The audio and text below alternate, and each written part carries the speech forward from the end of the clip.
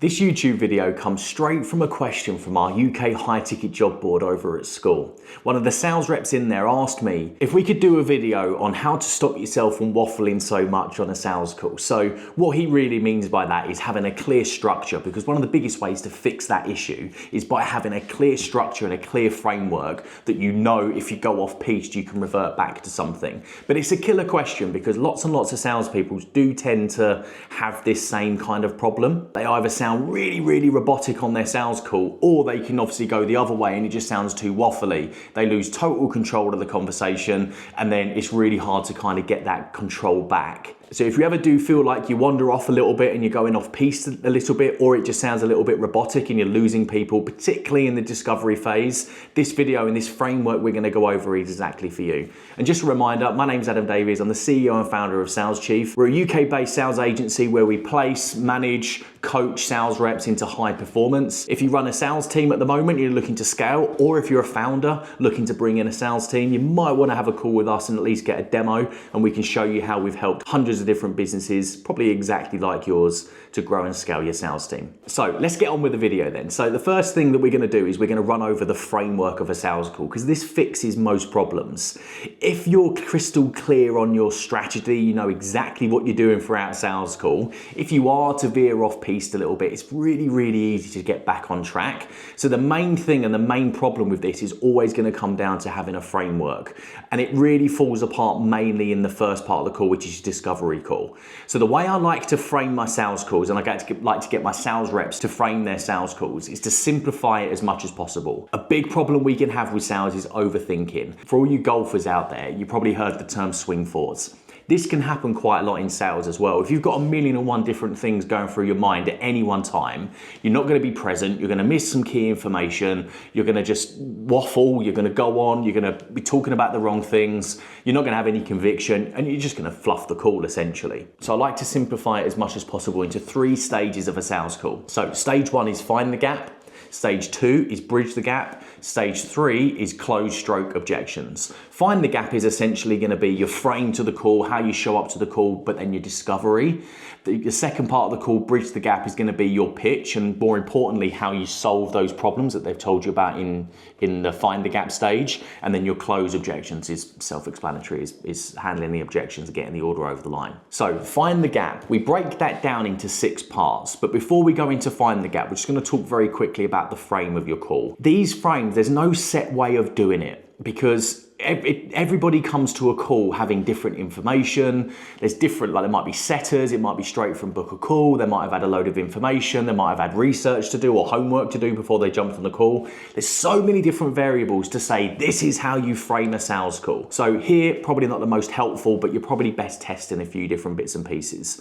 But if you want to start somewhere, I would suggest sort of letting them know who you are, what you do, not in much depth, just literally just chunk it up as much as possible, talking about the outcome they're going to get, but more importantly showcase what's going to happen throughout the call, because if people don't have direction, they do tend to get lost. So you're going to let them know what's going to happen throughout the call. This needs to be done in like 25-30 seconds, and then you're going to get into it. But your first question to move you into that find the gap phase is going to be something along the lines of, so why are we on the call today? Why is it a priority to fix XYZ or to get to XYZ right now? What that's going to do is expose their situation. A very surface level, granted, but it's going to give you something to work with now. So if we just use a marketing agency as an example here, let's say for example that someone's on the call because they want to generate more leads. So when you ask that question, they're going to say something along the lines of, we're at the stage in our business now where we need to generate more leads. Is that enough for them to go and spend 6 grand on a funnel and a marketing campaign? Absolutely not. It's never in a million years going to. That's the situational based thing. So we now need to dig deeper to understand why that's such a big problem. So the way we're going to do that is we're going to have this six question framework. So what's happening? That's going to answer some of that of what's happening. Why is it happening? So why have they got a lack of leads, or why do they feel like they need more leads? To get a little bit more context around the situation. What's happening because of that? So what's happening because they don't have enough leads? That's where the pain or the change, as I like to call it, is going to live. We talk a little bit too much about pain and emotion, I think, these days, that people get a little bit confused. They go looking for pain or emotion that doesn't really exist. I like to think of it as change, because it doesn't matter what you're selling, your job is to facilitate a positive change. That's what they're looking for. So we really want to help them understand how badly they need to change, because then as soon as their need for change outweighs their comfort zone, that's when financial decisions are made. That's when the credit card comes out for the $6,000 for your funnel and stuff like that. So just to recap on those questions, we've got what's happening, why is it happening, what's happening because it's happening, what happens if you don't stop it from happening. That's a big one, because that's where the implication lives. This is where the urgency kicks in. What have you tried already to stop it from happening? Gives you an idea of their buying processes to date so far, but then also what does it look like once that's fixed? You're going to get a real clear picture of that pain. You're not going to go looking for stuff that doesn't exist. You're going to understand their change to a really high level.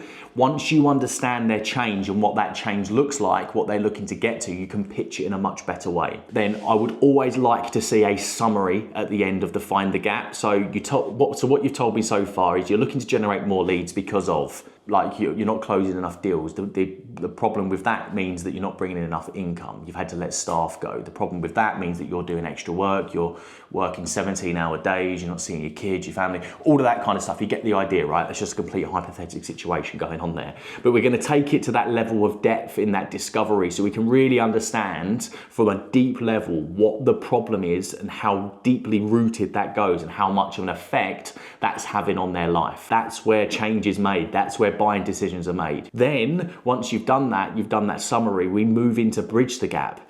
Your job in Bridge the Gap is to showcase how you fix those fucking problems. Don't go off about how great your solution is and how amazing our system is and our software, all of that kind of bollocks. They do not give a shit. They do not care about how good your product is. All they care about is how well will it help me get to that thing that I told you I wanted to get to? How quickly will it do it? How hassle-free will it help me get there? Talk about the futures, not necessarily the features. So you're going to fix those things for them. Of course, no matter what you're selling, there's probably going to be other things that you need to go through, some more logical based things. So how it works maybe. A good way of thinking of this though, just a very, very simplistic level. When you go into Apple to take a look at a new phone, one of the first questions they ask you is, what do you use your existing phone for? If you start talking about the camera, all they're going to do is take you to the camera part of that phone and show you how fucking amazing those pictures are. They're not going to go into how it was made and what this chip is and what this processor does and all that kind of stuff, because that isn't what interested you. Your change is how amazing are these photos are going to be. And they'll ask you what kind of things you take a picture of. If they were actually really trained to a high level, they'll talk to you about what happens if you couldn't take those pictures then. How would that feel? But they don't necessarily need to. They're Apple. But you get the picture with that. So excuse the pun. So once you've done that and you've showcased exactly how you're going to help them fix that thing, they understand clearly what the journey looks like, what's going to happen by working with you, we now need to ask some test questions. A great test question to ask is, based on everything that you've seen so far, are you 1,000% sure beyond doubt that this is going to help you get towards XYZ? This is going to help you fix XYZ, get away from XYZ, whatever that main thing they're looking to change is. And we want a confident yes. Once we've got that, we can now move comfortably into the close. And then your close is going to be whatever clothesline you use, followed by any sort of objection handles that you're going to have. So you see how simple, obviously we've done it in a 10-minute video here, but you see how simple having that framework is and how that keeps you on track. When you know those 6 questions, particularly in the Find the Gap part, you're going off piece and they're talking about all of these different bits and pieces. You know where to get them back because you know mentally, well, I've got the problem that they've got at the moment, what's happening. I understand the situation, but I don't really understand what's happening because of that. Or I don't understand what the implications of that's going to be. So if you're asking yourself, if they don't fix this in 6 months, what's going to happen? You don't know an answer to that. You now know you need to go and get an answer to it. It keeps you on track.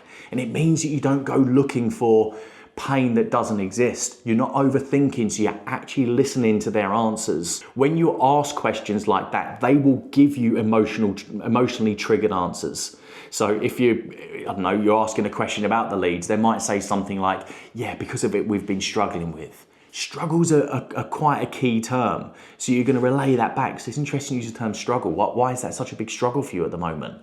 they're going to go deeper and deeper and deeper, and they're going to open up for you. So hopefully you found this video very useful. Hopefully it keeps you on track and it gets you to close more deals. Make sure you like and subscribe to the channel, because we're going to be doing videos like this every week where we have business owners and sales reps specifically reaching out to us, asking certain questions. So things that's actively happening they need help within their business. Hopefully you find it useful, and I'll see you in the next video. Oh, actually, just before you go, check out this video because I feel like that might help you as well.